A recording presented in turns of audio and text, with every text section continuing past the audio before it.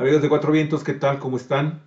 Qué gusto de nueva cuenta estar con ustedes en la segunda transmisión que estamos haciendo desde la ciudad de Ensenada, Baja California, México, este día miércoles 17 de febrero del año 2021. De nueva cuenta, bienvenidos a nuestro portal de noticias y análisis, comentarios de los hechos de actualidad, los temas de interés permanente. Ogelicia, ¿qué tal? ¿Cómo estás? Muy buenos días. ¿Qué tal, Mira, Javier? 8 de la mañana con 30 minutos, Ay, pareces puntualidad inglesa. inglesa, sí. Y más que en lugar de té, una tazota de Una café. tazota de café, muy rica. Amigos, amigas de Cuatro Vientos, gracias por seguir con nosotros.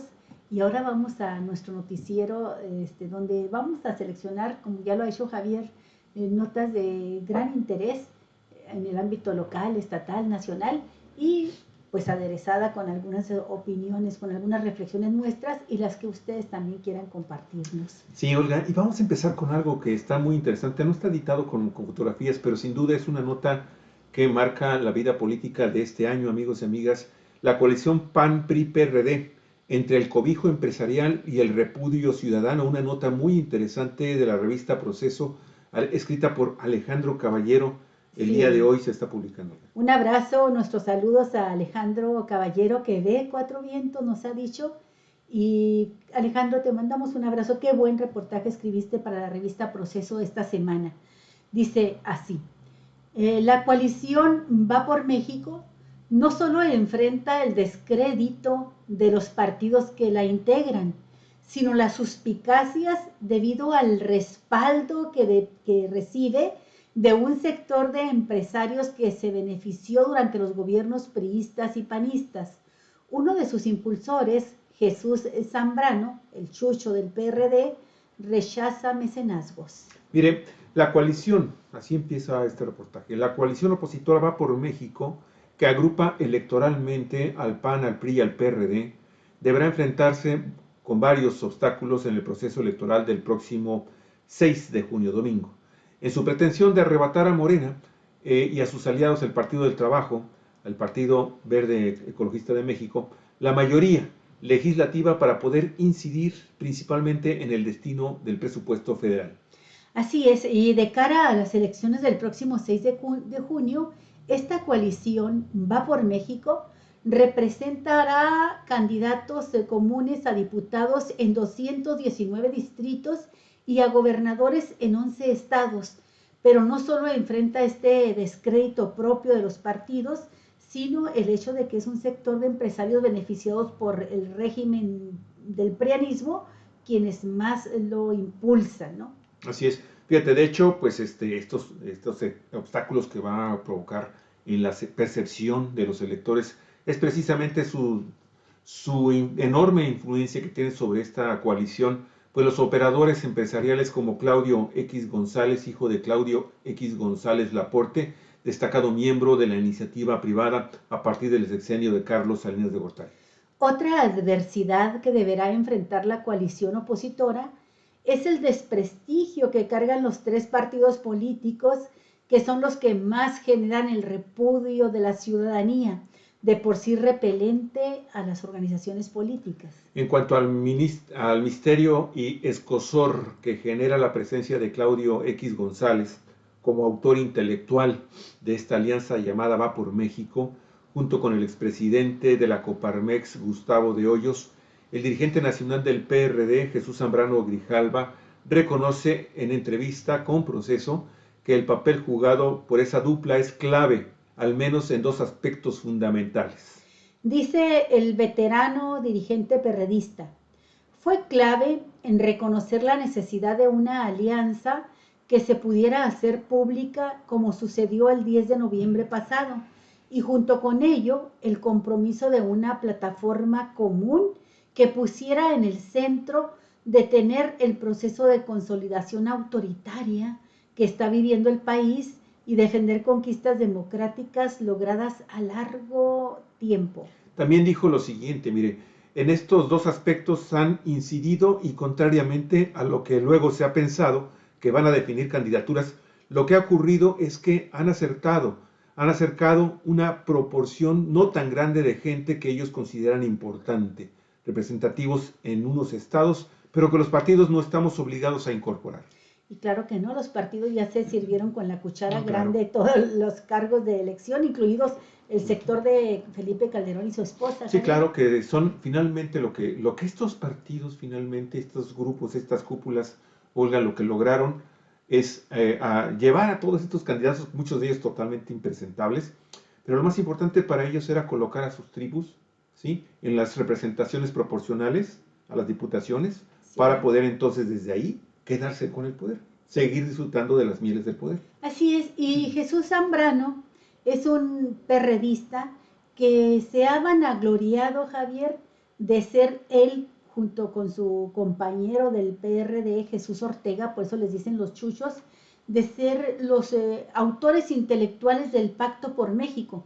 Yo no sé qué priista maquiavélico, como quizá Manlio Fabio Beltrones, les hizo creer que ellos eran los autores, ¿verdad?, de la idea, pero se vanaglorian de ese Pacto por México que terminó por hundir al país en la pérdida de soberanía, en el desmantelamiento de su industria nacional, en la entrega de los recursos del país a transnacionales, en la reforma educativa de la que hablaba hace un momento la maestra Tete Manríquez, que tanto perjudicó los derechos de los trabajadores, y bueno, sobre todo en esta pérdida de control del Estado sobre los energéticos, las industrias estratégicas, que nos hace ceder grandes espacios de soberanía ante los Estados Unidos y otras potencias. Así es. Bueno, pues él se vanagloria de ser el impulsor del Pacto por México y ahora dice, fíjese usted, dice al principio, con esta coalición Va por México, costó mucho trabajo aceptar en el PAN y en el PRD, yo no creo que haya batallado con el PRD, con el cascarón que quedó el PRD, aceptar en ese orden la idea de aliarse con el PRI, pero al final se concluyó que era lo más conveniente. Bueno, este es un fragmento del reportaje de Alejandro Caballero que quisimos darles a conocer a ustedes y que si lo quiere leer completo, pues se encuentra en la revista Proceso, que Compre ya la está revista. en circulación. Cómprela, o si tiene la suscripción, pues lo puede ver en el digital, de manera digital, y compártala si la tiene, porque nosotros no tenemos la suscripción. Pero qué interesante reportaje, Javier, porque sin duda alguna está la mano de este sector empresarial que los llevó a decir, ¿saben qué? Se unen porque se unen, porque la única manera de quitarle la mayoría a Morena en el Congreso es ir todos unidos. Pero pues es una suma de desprestigios lo que logró Así esta es. coalición. Bueno, Olga, y antes de entrar ya a 5 notas, la verdad es que hemos seleccionado 5 notas, amigos y amigas, que no tienen, la verdad, vamos a entrar a un mundo muy interesante de información que se sale de lo tradicional y que hemos aderezado con fotografías. En el caso del artista sueco, es una cosa bellísima, pero en un ratito más. Nada más, Olga, porque tiene que ver con el problema de esta emergencia que tenemos con el tema de esta enorme tormenta que está dando invernal allá en todo en el norte, así que en el continente, en la parte norte, en el hemisferio norte de todo el mundo, porque esto está afectando tanto a Europa como a Asia como a América, y que ha provocado este gran desabasto de gas natural en los Estados Unidos y que ha provocado apagones frecuentes en ambos países, en Canadá también. Bueno, el presidente Andrés Manuel López Obrador dijo hoy en su entrevista mañanera que para resolver esta emergencia en el sistema eléctrico nacional se va a aumentar la producción en las plantas de combustorio y carbón, además de que ya se compraron, Olga, 3 barcos con gas natural para abastecer a las termoeléctricas, sí, y también sin profundizar en cantidades ni en tiempos. El mandatario mexicano dijo que entre el jueves y este fin de semana se va a normalizar el abasto de energía, por lo que en estos días se van a mantener los cortes en el suministro de manera rotativa en diferentes regiones y estados de la República Mexicana. Y dijo, no hay ninguna represalia de que no se entrega gas porque no nos ven con buenos ojos. Es que es grave la situación que tienen en Texas y no tienen gas. Y el gas que hay, pues aumentó mucho el precio a nivel Estados Unidos y esto se está repercutiendo en la economía mundial. Sí, pero cuando dicen aumentó mucho, aumentó mucho, estratosféricamente el precio del gas natural. Y bueno, eso sucede, Javier, cuando un país ya no puede producir sus propios recursos, como es el caso de México, y cuando otro país le da, como sucede en Estados Unidos, le da preponderancia al sector privado sobre el sector público. Y el sector privado pues aprovecha todo nicho de oportunidades para sacar la mayor ganancia posible. Y entonces hay una situación como la que está viviendo el mundo y están viviendo ellos ahorita con la tormenta. Dicen, es el momento de incrementar el precio del gas natural hasta por las nubes, ¿no? Sí, y bueno, ya profundizaremos en este tema, amigos y amigas, cuando tengamos la oportunidad de tomar una nota de las que hemos editado con ustedes, porque esto tiene mucha tela de dónde cortar, esto que está sucediendo con la tormenta y la escasez del suministro de gas natural en todo el planeta. Vayamos a algo más amable, ¿no, Javier? Este tema está muy bueno. Sí. Por favor, fíjese mucho, escuche la nota, pero también vea las imágenes que hemos seleccionado. A mí me encantan estas fotografías. No sabe usted cómo disfruta, Javier, este trabajo. Así es. El arte virtual que cambió las computadoras por la creatividad artesanal. El artista. El artista. Y ahí creó un mundo asombroso de arañas. Sí. Una nota de Sofía Vargas, de My Modern Myth, y que Javier ha editado para Cuatro Vientos. Después de trabajar en la industria del desarrollo de videojuegos como director de arte y diseñador principal durante 25 años, el ilustrador y diseñador húngaro Peter Suksi decidió probar algo diferente. Había pasado años dando la vida a monstruos y a criaturas en un sinfín de mundos virtuales, pero por fin había llegado el momento de crear algo en el mundo físico.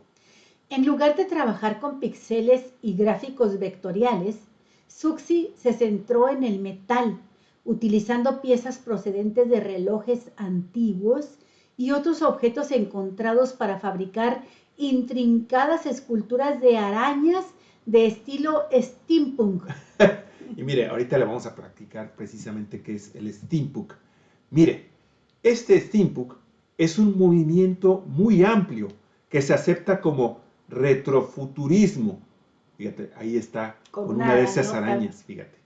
El cual es un género estético y de la ciencia ficción que rescata las visiones del futuro generadas en el pasado. Es decir, la visión por lo menos descrita en documentos, ilustraciones y otras formas de expresión, acertadas o no, que se hicieron en otra época y que siempre tienen un toque estético del momento en el que se hicieron. Pues sí, porque es la tecnología de la época además, ¿no?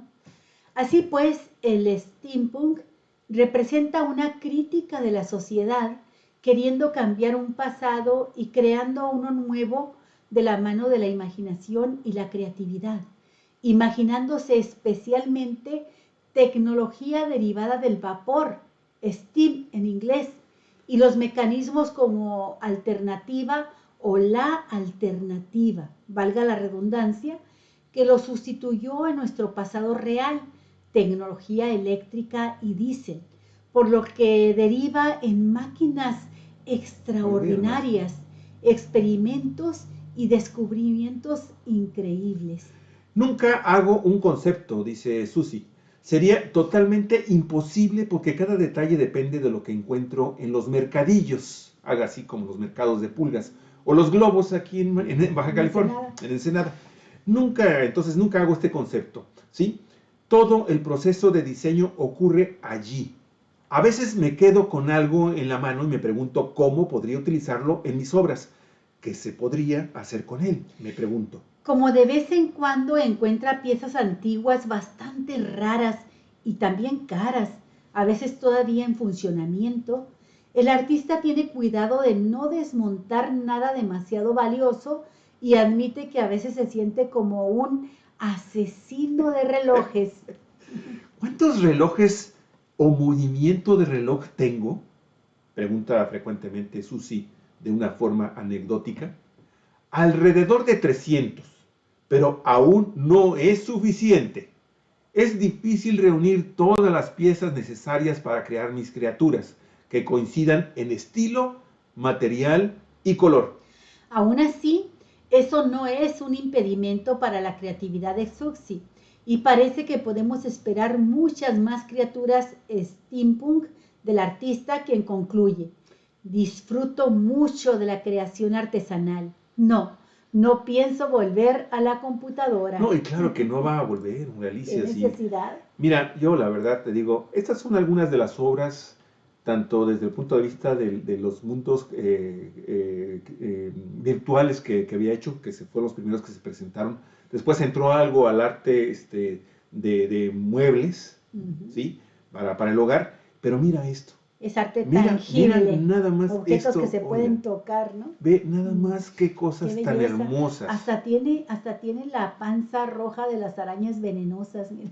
Y lo que pasa es que va encontrando las piezas, pero fíjate, la forma en cómo encuentra las piezas y las va colocando para De que manera queden tan exactamente exquisita. igual. Es un trabajo exquisito. Exactamente igual. Sí. Y lo más interesante es que esta obra que te digo ya es altamente codiciada por la gente que tiene dinero para poder comprar este tipo de objetos, que no son muy caros, ¿eh? Entramos a su tienda virtual, no son muy caros para una persona que tenga cierta cantidad de dinero. Pero mira este cangrejo, por ejemplo. Sí. Ve nada más qué cosa tan preciosa. Y todos son piezas de relojes o piezas mecánicas que ha ido encontrando en estos En las lugares. tiendas de pulgas, en los globos. Ahí tienen los mecanismos todavía originales, Olga, Qué bonito. de piezas antiguas que las fue utilizando y va creando estos. Y luego les puede dar Mira, movimiento también, ¿no? tienen movimiento algunos de Sí. ellos. Algunas de estas obras tienen movimiento. Mira esta araña de jardín a punto de brincar. Son unas cosas. Pero, y lo más interesante es que te las entrega en cuadros especiales y va creando. Mira, por ejemplo, esta es una verdadera joya. Es un reloj del siglo XVII, Olga. Y bueno, pues aquí podemos ver que así como existe la aracnofobia, que es el miedo a las arañas, una mosca, también existe la filiofobia. Y ahí está la mosca que va a ser el alimento de la araña. Y algo como que yo he visto había visto en mis peores pesadillas. Sí, una araña bonito, a punto de comer. Qué bonito. Sí, definitivamente. La verdad, amigos, si puedo compartir estas imágenes, créanme, de verdad es muy, muy, muy interesante. Bueno, y mientras hay artistas que crean belleza, hasta de los objetos que ya están descontinuados, que casi son basura, son reliquias, pues hay otros que se hacen de aviones privados, mansiones y yates, con algo que debía de pasar al pasado, Javier, y ya no utilizarse, como es el carbón. Por Beatriz Barros y Richard Wilk, antropólogos de la Universidad de Indiana, que publicaron en el periódico La Conversación. Vamos a darles a conocer esta historia. Elon Musk de Tesla y Jeff Bezos, uno de los magnates del mundo, ¿no? De Amazon, han estado compitiendo por la clasificación de la persona más rica del planeta, después de que la riqueza del primero, de Elon Musk, se disparara en la asombrosa cifra de 160,000 millones de dólares en 2020, colocándolo brevemente en el primer lugar. Musk no está solo en ver un aumento significativo en la riqueza durante un año de pandemia, recesión y muerte. En total, los multimillonarios del mundo vieron aumentar su riqueza a más de 1.9 billones de dólares en 2020, según la revista Forbes. Esos son números astronómicos. Es difícil entenderlos sin algo de contexto. Como antropólogos que estudiamos la energía y la cultura del consumidor, queríamos examinar cómo toda esa riqueza se traducía en consumo y la huella de carbono resultante. Descubrimos que los multimillonarios tienen huellas de carbono que pueden ser miles de veces más altas que las de cualquier estadounidense promedio. Mire, los ricos poseen yates, aviones y múltiples mansiones, todos los cuales aportan gases de efecto invernadero a la atmósfera. Por ejemplo, un superyate con tripulación permanente, plataforma para helicópteros, submarinos y piscinas emite alrededor de 7,020 toneladas de dióxido de carbono, conocido como CO2, al año, según nuestros cálculos, lo que lo convierte en el peor activo que se puede poseer desde un punto de vista medioambiental. El transporte y los bienes raíces constituyen la mayor parte de la huella de carbono de la mayoría de las personas, por lo que nos enfocamos en calcular esas categorías para cada millonario. Para tener un sentido de perspectiva, comencemos con la huella de carbono de la persona promedio. Los residentes de los Estados Unidos, incluidos los multimillonarios, emitieron alrededor de 15 toneladas de CO2 por persona en 2018. La huella global promedio es más pequeña, aproximadamente 5 toneladas por promedio. O sea que los estadounidenses producen más de 3 veces que el resto de los seres humanos. Y fíjate que una de las cosas que me gustó mucho de estos antropólogos sociales es que se van al promedio en el país que pues es el ejemplo claro de este tipo de sistemas capitalistas que desarrollan a estos supermillonarios.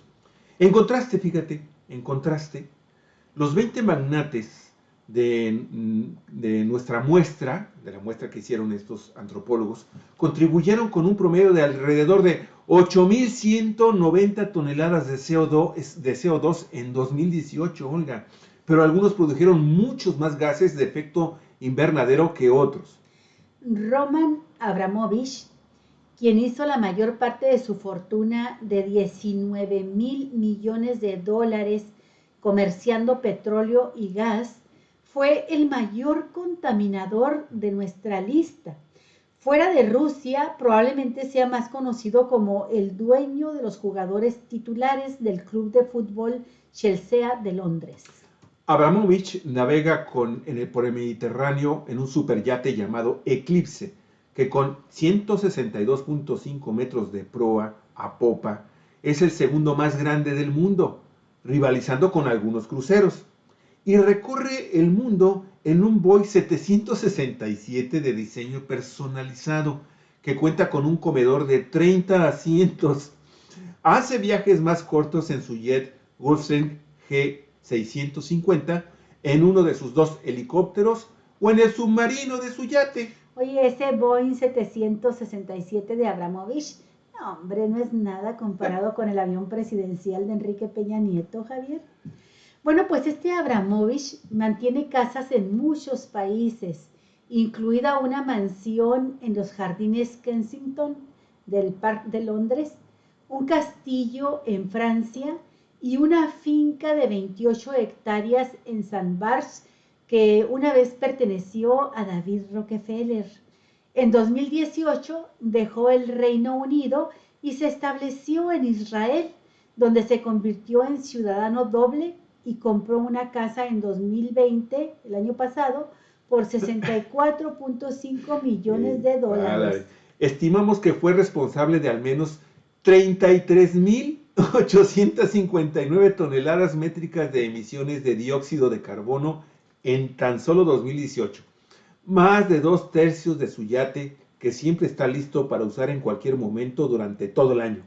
Bill Gates, actualmente la cuarta persona más rica del mundo, con 124.000 millones de dólares, es un contaminador, entre comillas, modesto, según los estándares de los multimillonarios, y es típico de aquellos que pueden no tener ya un yate gigante, pero lo compensan con jets privados. Mire, cofundador de Microsoft, se retiró en el año 2020 para administrar la Fundación Bill y Melinda Gates, la organización benéfica más grande del mundo, con una dotación de 50.000 millones de dólares. En la década de 1990, Gates construyó Xanadu, que lleva el nombre de la vasta finca ficticia en la película El Ciudadano Kane de Orson Welles, a un costo de, cáigase usted, 127 millones de dólares en Medina, Washington. La casa gigante cubre 6.131 metros cuadrados, con un garage para 23 autos, un cine para 20 personas y 24 baños. Uy, pues qué cagones. También es propietario de al menos otras 5 viviendas en el sur de California, las islas de San Juan en el estado de Washington, en Nueva York y en la ciudad de Nueva York, así como una granja de caballos, 4 jets privados, un hidroavión y una colección de helicópteros. Una colección. Mire, se estima que su huella anual es de 7.493 toneladas métricas de carbón, principalmente originados por los muchos vuelos que realizan sus jets. Pero, por ejemplo, Elon Musk, que nació en Sudáfrica y es director ejecutivo de Tesla Motors y de SpaceX, tiene una huella de carbono sorprendentemente baja, a pesar de ser la segunda persona más rica del mundo, con 177 mil millones de dólares, y parece decidido a dar ejemplo a otros multimillonarios. No tiene un superyate y dice que ni siquiera se va de vacaciones. Calculamos una huella de carbono relativamente modesta para él en 2018, gracias a que sus 8 casas y un jet privado. Este año su huella de carbono sería aún menor porque en 2020 vendió todas sus casas y prometió deshacerse del resto de sus posesiones terrenales. Bueno, y si bien su huella de carbono personal sigue siendo cientos de veces mayor que la de una persona promedio en Estados Unidos, demuestra que los superricos todavía tienen opción de tomar y de hecho pueden reducir su impacto ambiental si así lo desean. Su huella estimada de los activos que analizamos fue de 2.084 toneladas en 2018. El objetivo de nuestra investigación, dicen los antropólogos, es hacer que la gente piense en la carga medioambiental de la riqueza. Creemos que avergonzar, a falta de una palabra mejor, a las personas súper ricas por sus hábitos de gasto intensivo en energía puede tener un impacto importante, revelándolos como modelos de consumo excesivo que la gente no debería de tomar como ejemplo. Mire, los expertos en clima dicen que para tener alguna esperanza de limitar el calentamiento global a 1.5 grados Celsius por encima de los niveles preindustriales, los países deben reducir sus emisiones a la mitad para 2030 y eliminarlas de plano en el 2050. Pedir a los estadounidenses promedio que adopten estilos de vida menos intensivos en carbono para lograr este objetivo puede ser irritante, también ineficaz, cuando se necesitarían aproximadamente 550 de sus vidas para igualar la huella de carbono del multimillonario promedio en nuestra lista. ¿Cómo ves, Olga? A mí, la verdad, este trabajo también se me hace muy interesante. Me da mucho gusto que antropólogos sociales estadounidenses estén haciendo este tipo de trabajos, porque es una forma muy pedagógica Sí. de decirnos, oigan, ¿saben qué? Miren lo que tienen todos estos hombres, pero lo que están provocando de contaminación, Olga. Es apenas el 1% de la población mundial, pero son generadores de una cantidad enorme de problemas de gases de efecto invernadero, que están provocando lo que está sucediendo en este momento en el hemisferio norte del planeta. Sí. Estas mega nevadas, estas megatormentas invernales que están golpeando, ya estaba leyendo ayer, casi el 92% del territorio estadounidense estaba bajo nieve, Olga. Esto no había sucedido antes. Y aparte, en los últimos 10 años, año con año, tenemos también cifras récords de temperaturas, tanto en altas como en bajas, ¿sí? En las épocas de invierno y de verano. Entonces, esto está provocando, Olga, que los científicos estén todavía sumamente preocupados y que estén ajustando, desafortunadamente para mal, ¿sí? El reloj que tenemos para controlar este tema de las emisiones. Y por lo que estoy viendo, lo que está originando este tema, y es lo que yo quería comentar en este momento sobre la nota pasada, en este momento lo que está sucediendo, Olga, cuando se está anunciando por parte, ok, yo entiendo al presidente de la República, dice, bueno, pues tenemos una emergencia y tenemos que dar la energía eléctrica a la gente, incluso muchos de ellos para que se puedan poner en marcha sus calentones y puedan sobrevivir. Sí, con calefacción. Así es, pero el hecho de que tengamos para hacer eso, tengamos que aumentar la producción de carbón, provocar más fabricación de combustóleos, Olga, y generar compras adicionales de gas natural que no sé cómo se van a trasladar a las zonas en donde se están consumiendo en el norte de la República, porque van a llegar por barco, no van a llegar por otro lado. 3 barcos, es lo que estábamos diciendo hace rato, la nota de todo eso gasta más energía. Todo eso se suma finalmente al grave problema del cambio climático y la emisión de gases de efecto invernadero. Sí, a mí me gustó mucho esta nota, Javier, porque nos pone el objetivo con toda claridad de quiénes son el verdadero peligro para la humanidad. Y resulta que estos mega multimillonarios son un peligro para la humanidad por la cantidad de contaminantes que generan, muy, muy por encima de cualquier otro ciudadano estadounidense, y ya no se diga de cualquier ciudadano de cualquier lugar del mundo, de cualquier país del mundo. Y me gustó, Javier, porque suelen hacernos sentir que si nosotros, personas que apenas sí tenemos una casita con, si mucho, 5 focos, ¿verdad? Somos culpables de estas emisiones de contaminantes a la atmósfera y lo que significará el cambio climático para la humanidad, para el planeta entero. Pero lo cierto, Javier, es que hay que poner énfasis en que los responsables son estos personajes, sus industrias, el estilo de vida, las empresas que crean y que imponen también estilos de vida al resto de la humanidad. Y decirlo con toda claridad, Javier, los países pobres y la gente de menos recursos en cada país son las personas menos contaminantes del planeta. Hay que subrayarlo esto porque luego nos salen con estudios académicos que son unas verdaderas babosadas donde te dicen, ciérrale la llave, no desperdicies. Cuando vas a regar un metro cuadrado de jardín, si es que lo tienes, Javier, vas a bañarte con todo y tus hijitos si es que tienes la regadera disponible, y se olvidan de que hay personas que tienen, por poner ese ejemplo, seguir con ese ejemplo, la llave abierta del agua a todo lo que da, regando enormes campos de golf, jardines inmensos y lavando colecciones de carros últimos modelo a chorros y chorros de agua, mientras que hay colonias y familias que apenas si tienen una cubeta de agua para beber y para sus necesidades elementales de cada día, ¿no? Sí, totalmente inaceptable que mantengamos este tipo de sistemas, Olga.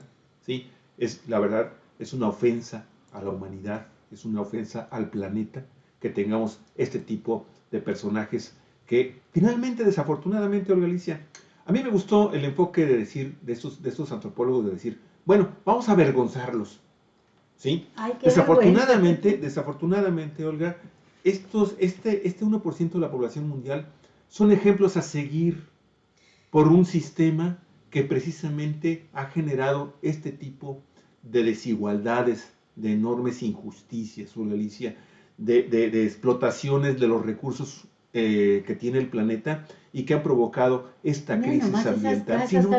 No terminan ni siquiera de conocer sus propias casas. Perdóname, es una verdadera mentada de madre. No les alcanza la vida para sentarse en los 23 baños. No podemos seguir sosteniendo este tipo de sistemas, Olga Alicia, estos modelos y estos estilos de vida, ¿sí?, que propician tanta desigualdad, tanta pobreza. Definitivamente, Olga, la verdad es que yo quiero felicitar. Mira nada más esta casa.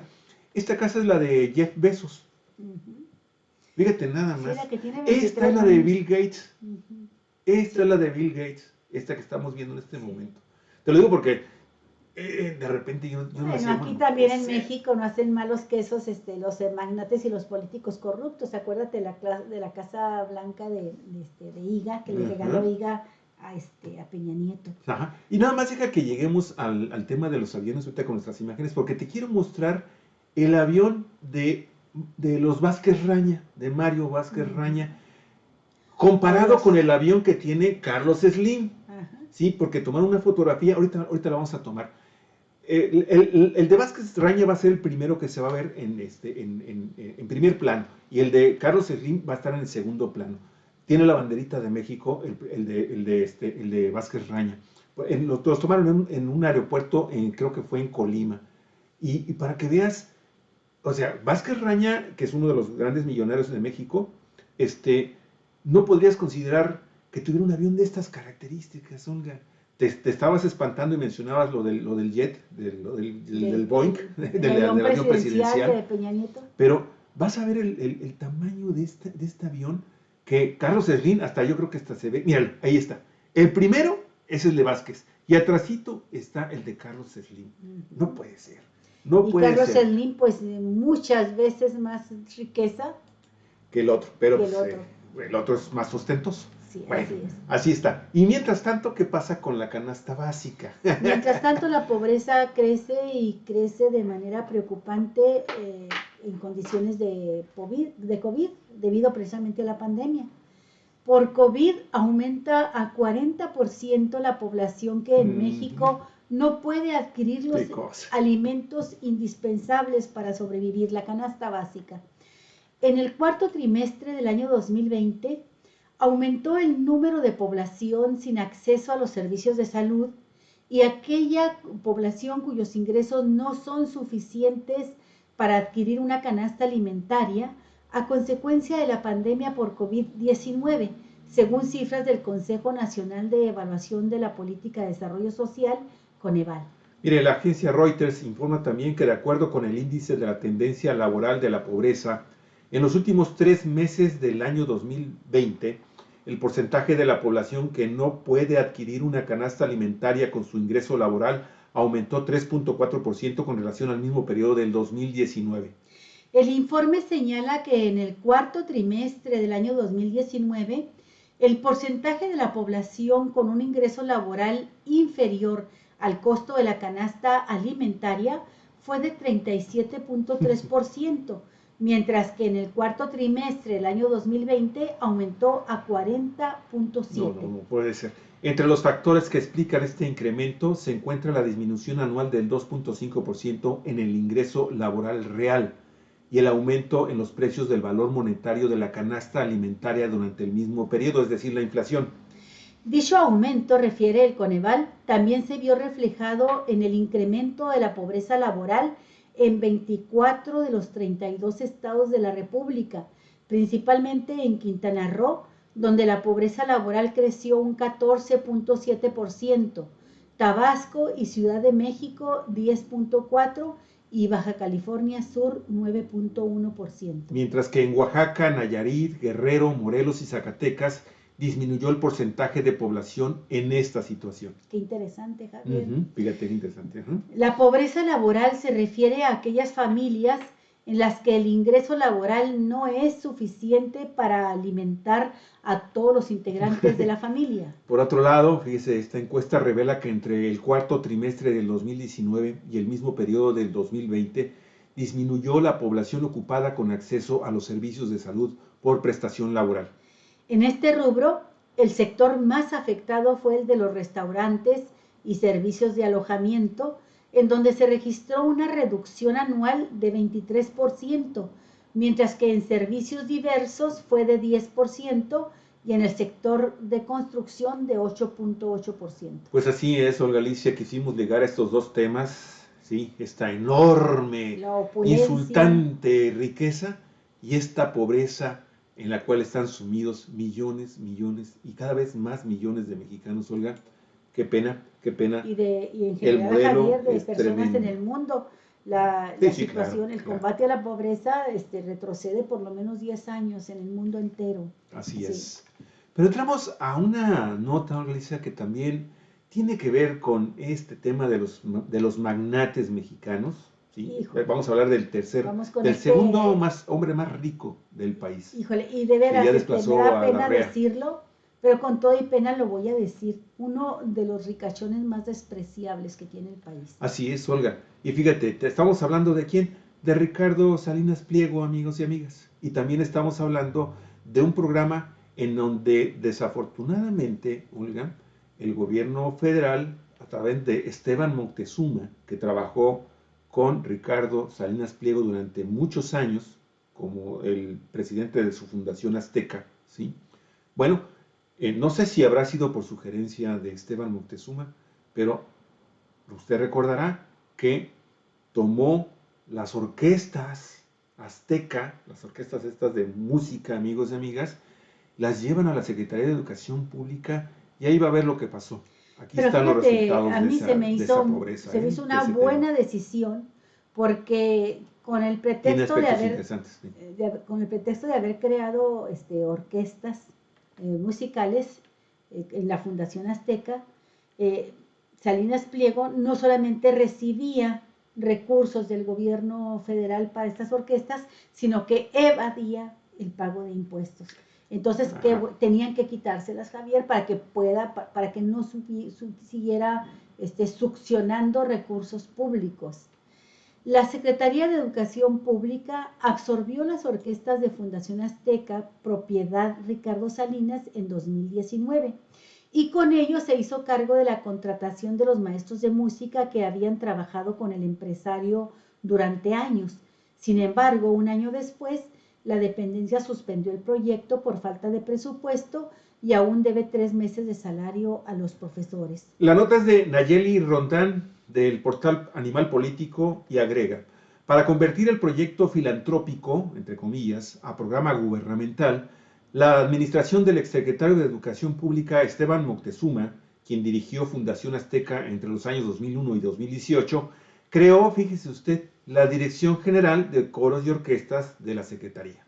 A partir de entonces, 12 o 15 profesores que impartían clases por cada una de las 50 orquestas azteca que operaban en el país hasta 2019, es decir, más de 700 personas, fueron convencidos para firmar renuncias voluntarias sin obtener finiquito tras los años trabajados y deslindando de responsabilidad a Fundación Azteca con la promesa de tener condiciones de contratos mejores en la SEP, en la Secretaría de Educación Pública, explicaron maestros y coordinadores de Nuevo León, Quintana Roo y Estado de México entrevistados por Animal Político. Así, de ganar 8,000 pesos mensuales en la fundación, comenzaron a ganar 10,000 pesos en la Secretaría de Educación, pero no tuvieron otras prestaciones.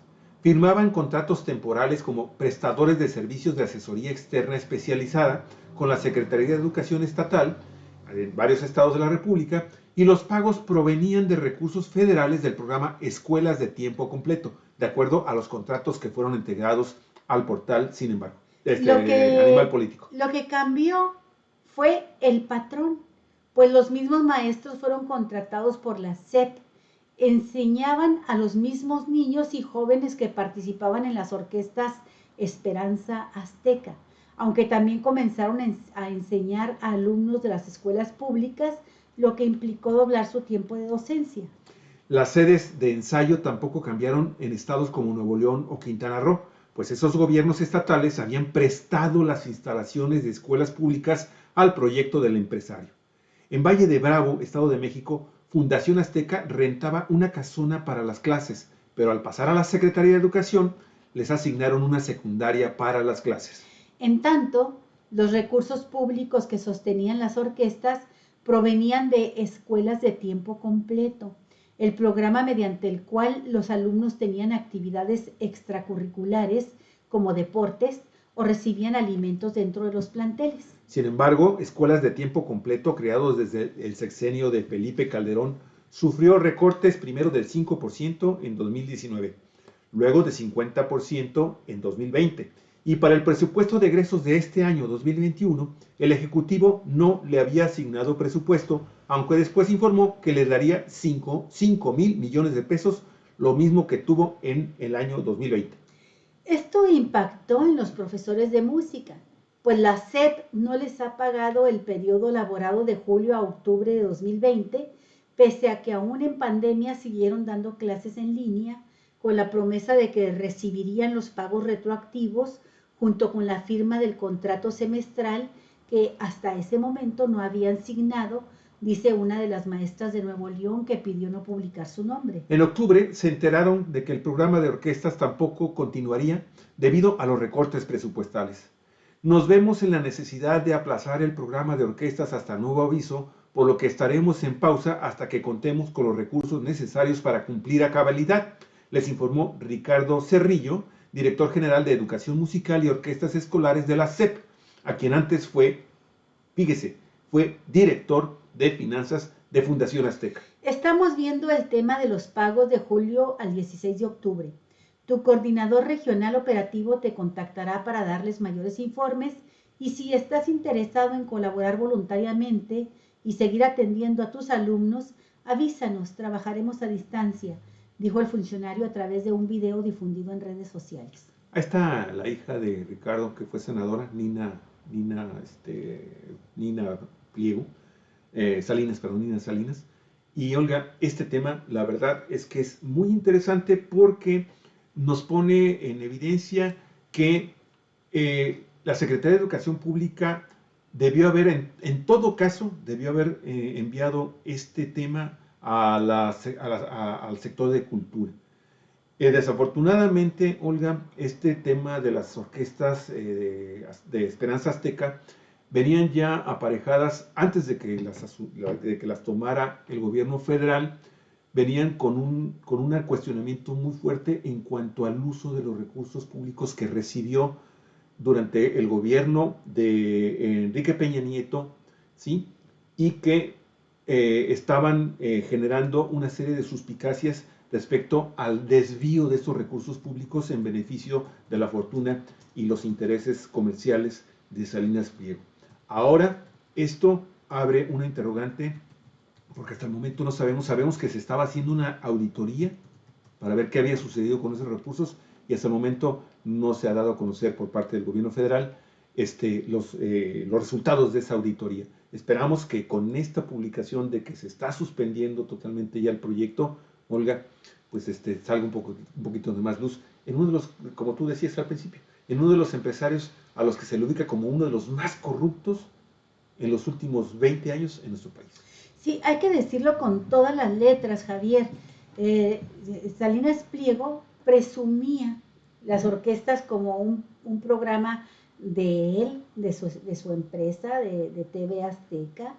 Lo hacía aparecer como un empresario interesado en la cultura, en la educación artística de los niños mexicanos, pero en realidad era, como sucede y hemos visto en este tiempo, era un programa que le servía de parapeto, ducto, ¿verdad? Para que a través de esa vía le llegara gran cantidad de recursos públicos.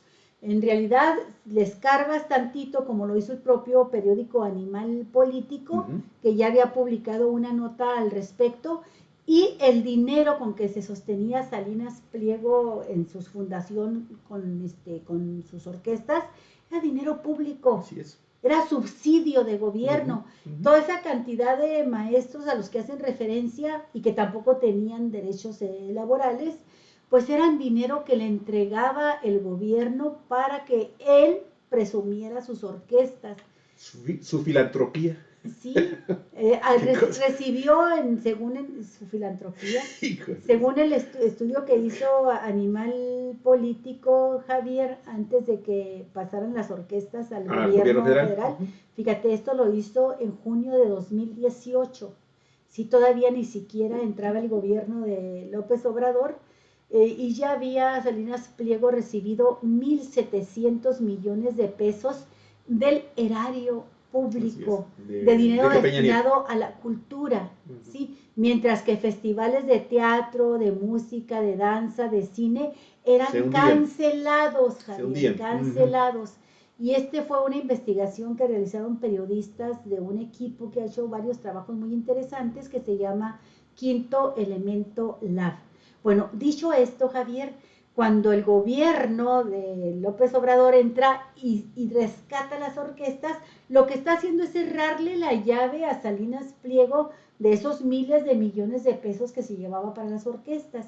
Bueno, Esteban Moctezuma dice, pasan a la SEP y vamos a desarrollar el programa en la SEP, pero lo dice en 2019. Yo no sé si habrá podido o no desarrollarlo en otras condiciones, pero hay que recordar que 2019 es un año de arranque de la pandemia, que llega a México de manera ya frontal en el primer trimestre de 2020. Pero fíjate que Esteban Moctezuma, que estuvo trabajando todavía hasta el 2018 con Ricardo Salinas Pliego, lo que hace es que en realidad traslada el área administrativa de la fundación, ¿sí?, y de la gente que estaba metida en el tema de las orquestas, a la Secretaría de Educación, y les crea una dirección. ¿Sí?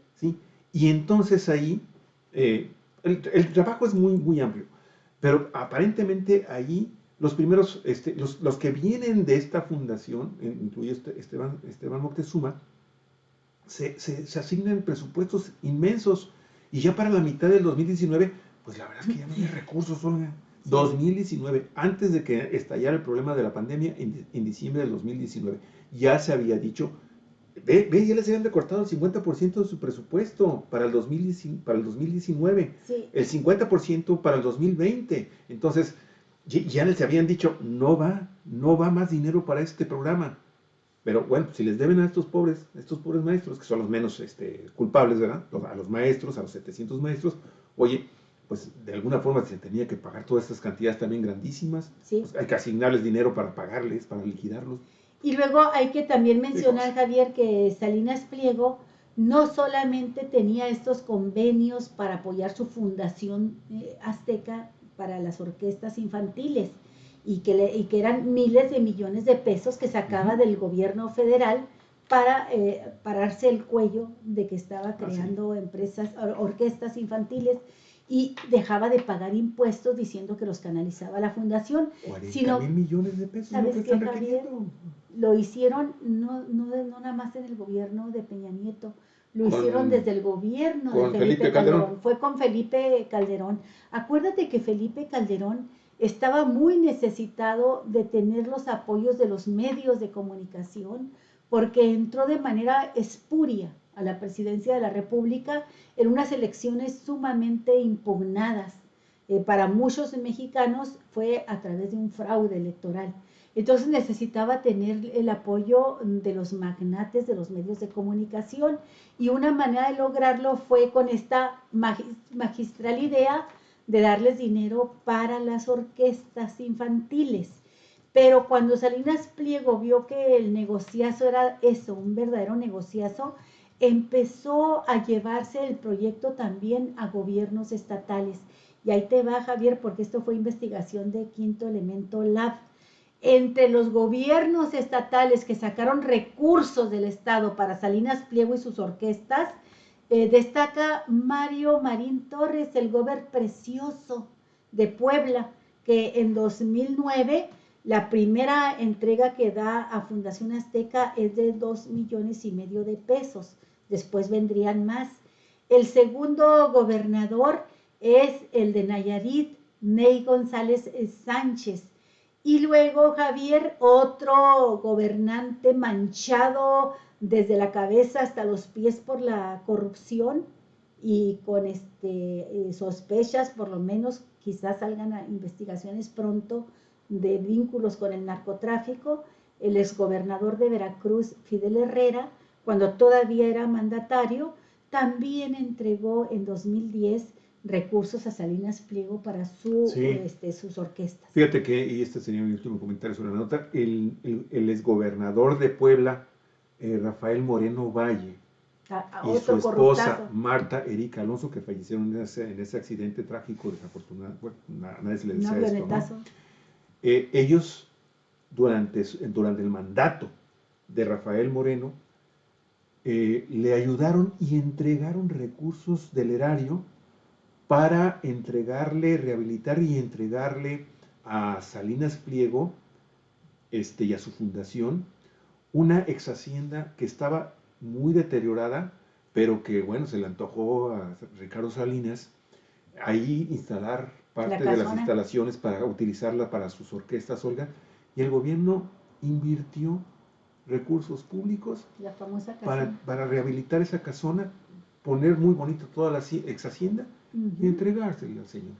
Bueno, en fin. Entonces había que quitarle esa fundación, esas orquestas. Además, el propio Salinas Pliego, cuando hay cambio de gobierno, dice, ¿y ahora de dónde voy a sacar el dinero para estas orquestas? Obviamente López Obrador no le iba a dejar la llave abierta. Al contrario, iba a empezar a cobrarle, como lo está haciendo hasta ahorita, cantidades de miles de millones de pesos que debe a Hacienda. Y que hay que recordar que tiene Salinas Pliego 6 juicios abiertos en tribunales fiscales, porque se niega y se defiende como gato panza arriba para no pagar los impuestos, ¿sí? Entonces esa es la historia de esa fundación.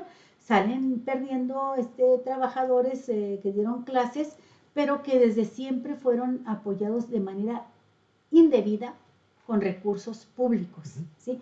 En detrimento de otras plazas magisteriales que requiere el sistema de educación, Javier. Olga, vamos a la última nota, amigos y amigas, también está muy interesante. Fíjese que una organización que es para mí de veras emblemática en materia de defensa de los derechos humanos en nuestro país, pues tuvo que promover un amparo contra la desaparición del Fondo de Víctimas, Olga. Qué pena, qué pena. Sí. La verdad es que Arturo Ángel de Animal Político nos da la información. Mire, dice así: la extinción del fondo a través del cual se garantizaba contar año con año con un presupuesto exclusivo para la atención a las víctimas de delitos graves y violaciones a derechos humanos ya llegó a los tribunales. La jueza federal Ana Luisa Priego Enríquez abrió un juicio de amparo para analizar si dicha reforma representa una violación a la Constitución.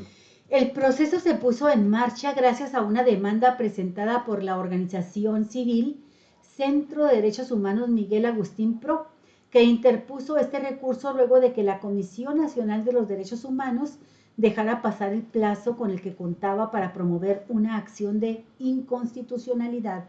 La ONG, que ha encabezado la representación de víctimas de casos como Atenco, Tlatlaya y Ayotzinapa, argumenta que la extinción del Fondo de Ayuda, Asistencia y Reparación Integral, el FARI, representa un grave retroceso en materia de derechos humanos.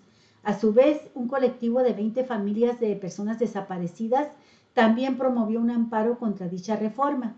Ante la omisión de la CNDH de no haber presentado acción de inconstitucionalidad contra dicha reforma, estos amparos adquieren especial relevancia para revisar las violaciones a derechos humanos que representan estas modificaciones a la Ley General de Víctimas, indicó el colectivo. César Contreras, abogado del área de atención integral del Centro PRO, dijo que la gravedad de las reformas no es la extinción directa de un fondo que en efecto presentaba problemas y era revisable. El problema es que se eliminó toda la disposición legal que establecía que cada año el Poder Legislativo destinaría una partida específica para apoyar a las víctimas. Se afectó el artículo de la ley que establecía que año con año se tiene que dar un recurso etiquetado específicamente para la atención a víctimas que no podía disminuir del año anterior y que además no podría destinarse a otro fin. Y si consideramos que la Constitución es clara en que no se puede retroceder en el avance de derechos ya conquistados, consideramos que esto debe ser revisado por un juez. Animal Político publicó el pasado 9 de febrero que los pagos de indemnización por violaciones de derechos humanos y compensaciones por delitos que se financiaban con este fondo se desplomaron más de 80% en el año 2020 y en el caso de las víctimas de los militares cayeron hasta en un 100%. Familias de víctimas que exigen que no cesen los apoyos mantienen desde hace varios días plantones y una huelga de hambre en el exterior de la Comisión Ejecutiva de Atención a Víctimas y la Secretaría de Gobernación. La respuesta oficial hasta este día es que se preparan nuevas reglas para que dichos apoyos no se pierdan. No tenemos conocimiento de que se haya convocado a las víctimas para el diseño de estas supuestas reglas, pero además llegan muy tarde, porque esto debió ocurrir antes de la reforma y no cambia el hecho de que, en medio de una pandemia, de crisis económica, no se puede garantizar que haya un presupuesto para el próximo año. En los hechos, muchas personas no están recibiendo sus apoyos y sus trámites están suspendidos, dijo Melissa Zamora, que es abogada de este Centro de Derechos Humanos, que, pues, insisto, Olga, la verdad es para mí quizás una de las organizaciones civiles que tiene como fundamento la Congregación Católica Jesuita, pero que tiene una honestidad y un trabajo bien efectivo en varios casos emblemáticos de violación de derechos humanos en este país. Sin duda, Javier. Bueno, pues terminamos, ¿no? Terminamos. No se vayan, amigos, tenemos otro programa a continuación con la feminista Mari Carmen Río Seco. El tema, violencia de género en política.